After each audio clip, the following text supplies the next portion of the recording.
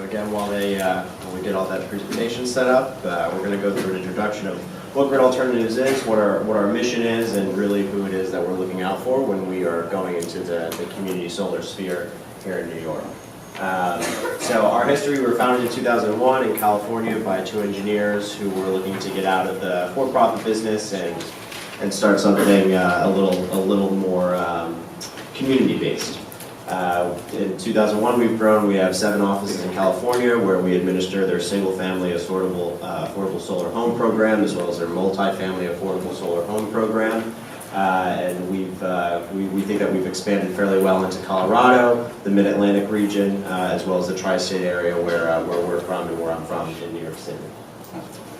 So what we do, our tagline is people, planet, employment, and that's really who we're trying to look out for. We start from a community level and we work with community outreach, trying to reach out to single-family homeowners to make sure that we can get solar on their roofs and include them into the solar energy economy. We're looking for long-term savings for LMI customers, low to moderate income. Those people who need it most, and again, including them in the new energy revolution that's starting here in New York and across the country. At the base of all that is the planet and reducing carbon emissions, making sure that those who are typically, again, historically have been burdened unnecessarily with pollution from the traditional legacy industries, and making sure that they're no longer being subjected to that.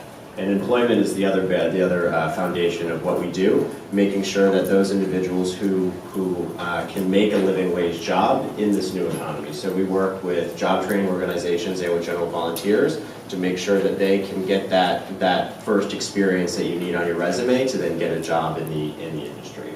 And that's really proven true. We've installed over 6,500 installations on single-family homes, all on low to moderate income families.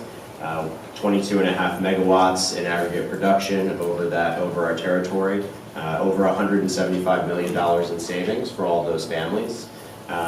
We've trained over 25,000 volunteers, a number of which have gotten jobs in the solar industry for all the major players and have gone on to start their own companies as well. And we've saved almost 500,000 tons. I don't know if that's metric or U.S. short tons. But almost 500,000 tons of carbon dioxide emissions here. We work not only within these areas in cities and in rural areas, but we also work in Nicaragua doing international programs, again speaking to providing people with the foundation to succeed later on in life, giving people lights in their homes so that they can study after working all day, giving tribal areas drip irrigation and water pumps so that the women do not have to go and collect water for hours and hours a day. So we try to have an impact in that way at all, and again, it all really focuses on community and what we stand for. Our experience with community solar is in Colorado, working with rural cooperative utilities, Grand Valley Power in this case, in which case we built a 29 kilowatt DC array, the power of which is shared with 8 families in the Colorado region. The way that they quote unquote pay for it is through sweat equity. So in addition to having to get involved in this program, we actually brought them out onto the site, and they were the ones who installed their solar panels that they were going to be receiving energy off of, again, as a way to really invest the community and have them focused and centered on that idea of community and on the power that they're going to be creating and benefiting from. In addition to those 16 hours, they get the full retail rate credit onto their bill, but then also pay 2 cents per kilowatt hour for that fee. In total, they are still netting over 50% savings on their energy costs, as well as being cash flow positive from day one, so there's no out-of-pocket expense for them. And again, where do we fit in? Grid Alternatives Tri-State, how are we going to be working with people who are still who are in this room now and who hopefully will be growing this movement as we continue? We work on community outreach and community training. We want to make sure that we keep not only the energy but the jobs that come from there into those communities.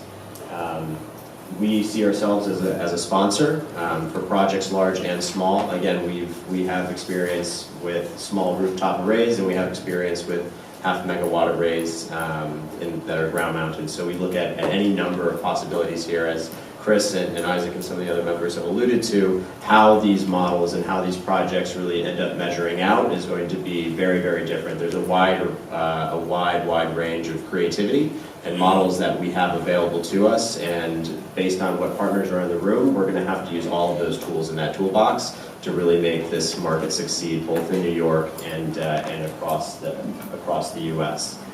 We are installers, and so we are looking to sponsor and install projects here in Central New York.